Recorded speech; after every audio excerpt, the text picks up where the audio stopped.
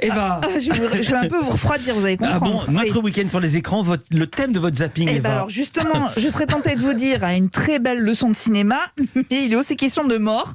Voilà, et vous allez comprendre pourquoi. Premier programme, un documentaire intitulé Roger Corman, le pape du pop cinéma. Ce monsieur de 94 ans a débuté comme coursier pour la Fox dans les années 40 avant de devenir analyste de scénario, puis scénariste, puis réalisateur, puis producteur. Son truc, c'était des films à tout petit budget, tournés vraiment en quelques jours, avec des effets spéciaux pourris, je suis polie, des films d'horreur ou de science-fiction, deux genres dont raffolent les ados et jeunes adultes qui se précipitent dans les drive-in à l'époque pour les découvrir. Roger Corman, il accumule les dollars et il va utiliser cet argent notamment pour lancer la carrière de jeunes réalisateurs, écoutez bien, Coppola, Scorsese, Ron Howard ou encore Peter Bogdanovich. Ce dernier raconte à quel point la radinerie peut être source de création. Il m'a dit « Je n'ai pas les moyens d'engager une équipe pour le son.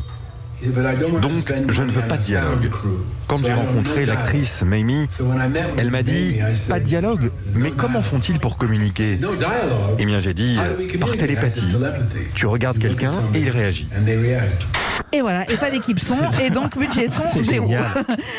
Roger Corman va multiplier les succès, et ses méthodes de production vont devenir une référence dans le cinéma.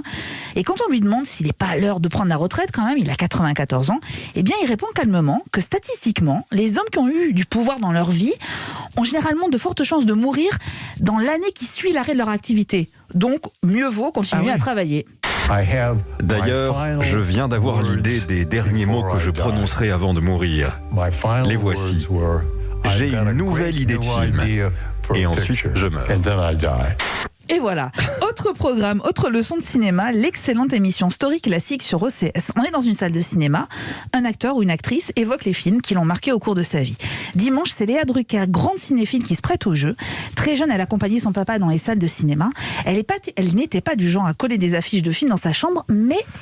Les histoires que je recevais en allant au cinéma, je les gardais et je les rejouais parfois dans ma chambre, où j'avais des poupées, des trucs, et ça s'animait. J'étais fille unique en plus jusqu'à 18 ans, donc tout ça s'animait un peu dans ma tête, dans mes projections de vie aussi, mes histoires d'amour platonique. Léa Drucker, elle est passionnante, elle décrypte avec justesse des grands classiques, elle partage son amour pour le cinéma et elle nous pousse à aller découvrir ses œuvres. Et puis arrive la dernière question du journaliste, quelle serait son épitaphe en tant qu'actrice ? C'est dur ça comme question.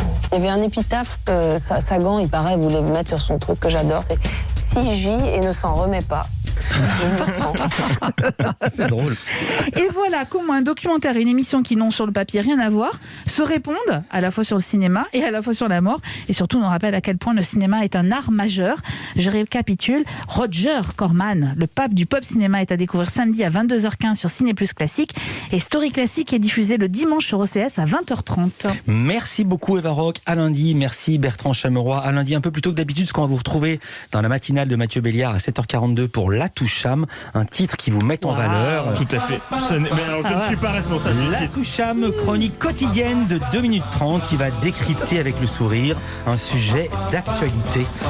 Pour ainsi dire, vous allez déshabiller l'actualité. Tout à fait. Ça sera chaque jour de la semaine. C'est pas seulement lundi. On n'aurait pas fait un générique spécifiquement. Non, pour lundi. On est sûr du lundi Mais vous au vendredi. revenez ensuite à 10h. Mais je reviens chez vous, bien sûr. Mais évidemment, à 10h.